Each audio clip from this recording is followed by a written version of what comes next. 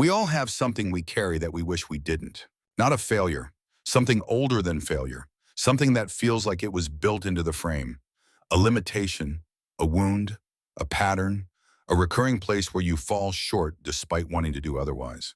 Something you have prayed about, worked on, been counseled about, and it is still there. And somewhere along the way, most of us made the same quiet decision that this thing, this specific weakness, is the reason we can't fully be used. That if God could just fix it, or we could finally overcome it, then we'd be available for something real. The weakness is the obstacle. The strength is the prerequisite. Until then, we wait. Paul was not, by any measure, a weak man.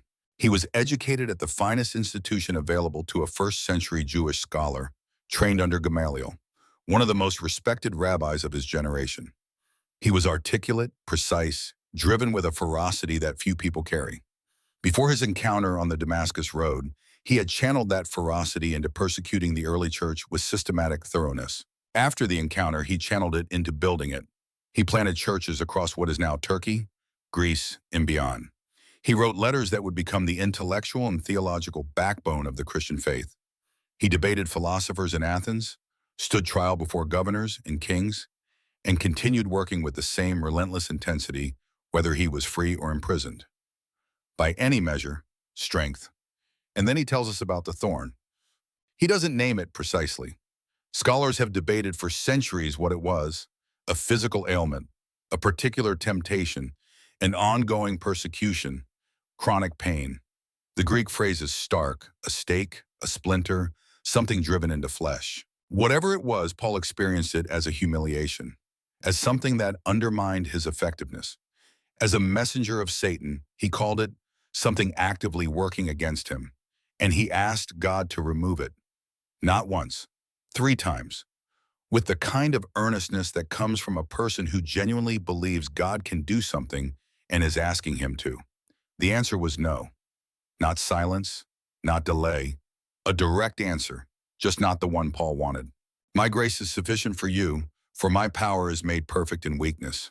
Sit with that sentence. Not, I will remove this and then you will be powerful. Not, hold on a little longer and the healing is coming. Not, this is a test and you will pass it.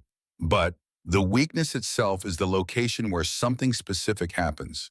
The weakness is not the obstacle to power. It is the condition for a particular kind of power, the kind that doesn't come from you. This is counterintuitive enough to require saying again. When Paul was strong in himself, resourced, capable, operating from his own considerable gifts, he could accomplish impressive things. But those things carried the fingerprints of Paul.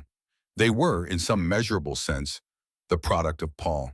When Paul was weak, when the thorn reminded him again and again that he was not sufficient in himself, something else moved through him, something that couldn't be attributed to his training or his intelligence or his will. Paul understood this. He wrote, I will boast all the more gladly of my weaknesses, so that the power of Christ may rest upon me.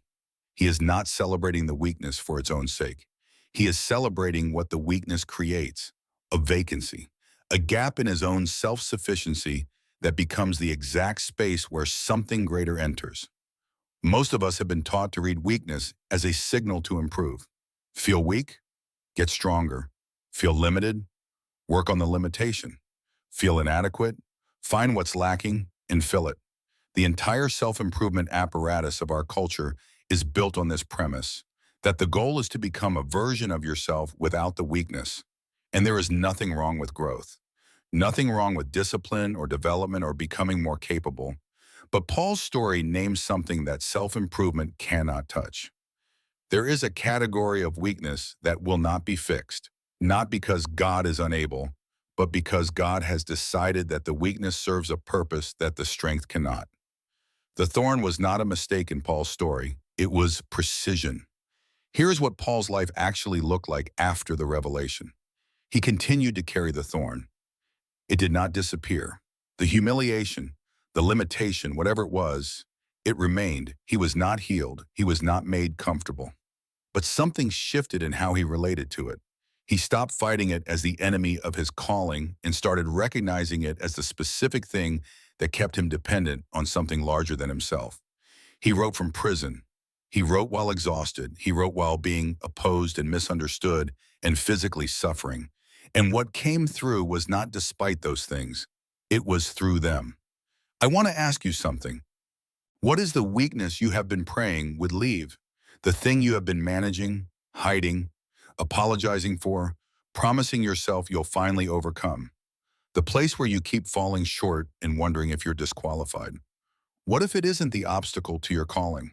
What if it is, in a way you cannot yet fully see, part of the channel?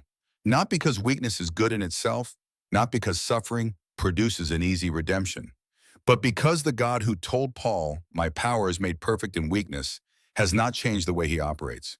The vessels he fills most fully are not the ones that are already full of themselves. They are the ones with room. And the weakness, the specific, stubborn, won't go away weakness you carry, may be the thing that has kept you empty enough to be filled. When I am weak, then I am strong. Paul didn't resolve that paradox. He lived it, and it became the most honest sentence he ever wrote.